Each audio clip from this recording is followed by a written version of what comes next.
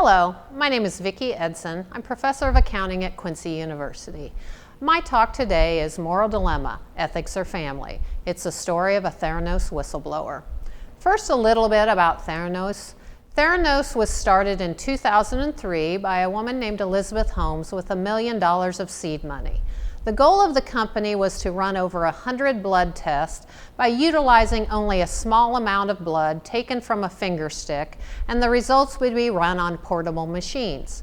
The company had contracts with Walgreens and Safeway stores, and eventually they hoped to sell to individuals for at-home testing where a patient could run a finger stick of blood several times a day and have the results sent to doctors so quick drug adjustments could be made. Now a little bit about Elizabeth Holmes. She was born to a well-connected family. She dropped out of Stanford at age 19, and she was scared of needles, which led her to be really interested in the finger sticks. Some things about her personal and physical characteristics.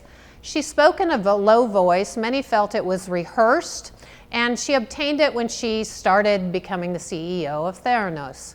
She was very charismatic, almost hypnotic. She was obsessed with Steve Jobs. As you can tell by the picture, she dressed in a turtleneck like he did. She also named several of her products names similar to he would use. She dressed like him, as I said. She recruited Apple employees, and she even held meetings on Wednesdays because he did. Most importantly, she was paranoid about losing company secrets.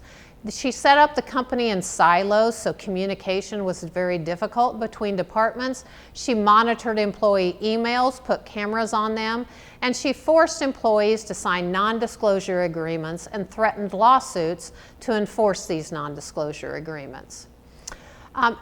In order to demonstrate just how charismatic Elizabeth Holmes was, she raised millions of dollars of venture capital to fund Theranos from some all-star investors such as Donald Lucas, Larry Ellison, Rupert Murdoch, the Walton brothers, and some venture capitalist funds.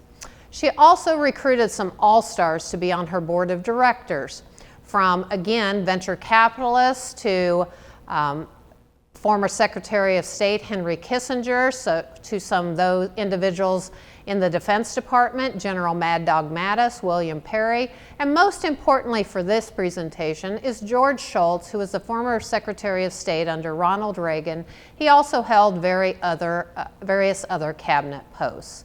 This Board of All-Stars eventually gave her 99.7% of the voting rights in the company.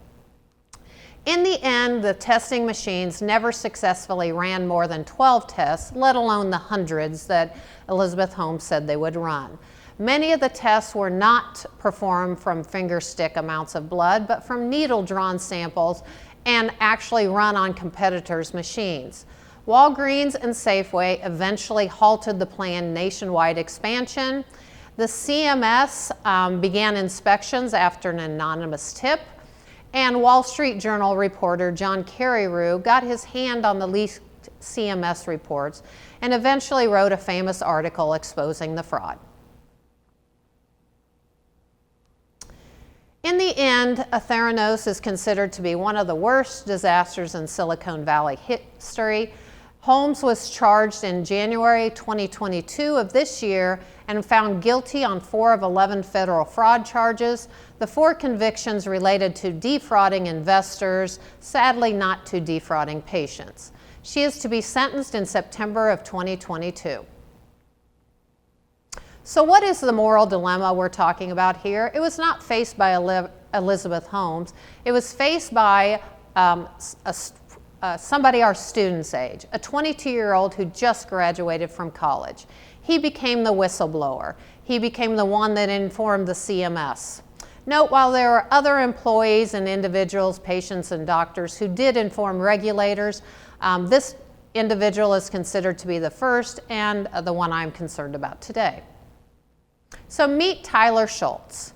Tyler Schultz was the grandson of George Schultz, who was the former Secretary of State and on the Theranos Board of Directors. He met Elizabeth Holmes in 2011 in his grandfather's house, and he joined Theranos originally as an intern and later as a full-time research engineer. His position was to check the accuracy of the company's Edison machines, and he only worked at Theranos for a total of 8 months, resigning in 2014. So how did he come to understand that the results were misleading? He, again, remember, he was in charge of testing the machines, and he noticed that the machines were giving widely different results, yet reports filed showed a 95% accuracy. He also noticed that the machines were failing internal validation tests. These tests are run on known problems in the blood, and if they don't give the results that that problem exists, then they would fail an internal validation test. These tests were being discarded upon the orders of the company's president, who was Sunny Balwani, whom Holmes was dating at the time. He initially took his concerns to Holmes in a face-to-face meeting. She took no action. He later became the anonymous person who revealed the tampering results to the CMS program that Theranos was enrolled in. He also visited with his grandfather at this time to fill him in. In April, he emailed his concerns again to Elizabeth Holmes, but he was contacted by Balwani, who ridiculed his knowledge of science and procedures instead of from Elizabeth. He quit Theranos that day and was forced to sign a new non-disclosure form. He was later contacted by John Carreyrou of the Wall Street Journal, and he provided information for the famous article. So now a little bit about the relationship between George Schultz, the grandfather, and Tyler Schultz, the grandson. Holmes contacted George Schultz when Tyler quit, and the grandfather advised Tyler to just simply move on with his life. Weeks after Tyler was contacted by the Wall Street Journal reporter, his grandfather asked Tyler to meet at his home because there had been some concern that Tyler was indeed the journal's source, although Tyler denied the claims, but he was indeed the source. So Tyler did meet his grandfather at his home, and the Theranos legal team descended from an upstairs room, slapping Tyler with a restraining order for revealing trade secrets. Although George was allegedly upset about the restraining order, he was indeed the person who set up the meeting. Grandfather George Schultz repeatedly told Tyler he was wrong about Elizabeth and Theranos. He tried to get him to sign an affidavit stating he had never spoken to the journal, and Tyler did refuse. Tyler did not even attend his grandfather's 95th birthday party, while Elizabeth Holmes was invited. 7 months after they had not spoken, Tyler again tried to meet with his grandfather and indeed met with him, trying to encourage him to leave Theranos board. The elder Schultz did not.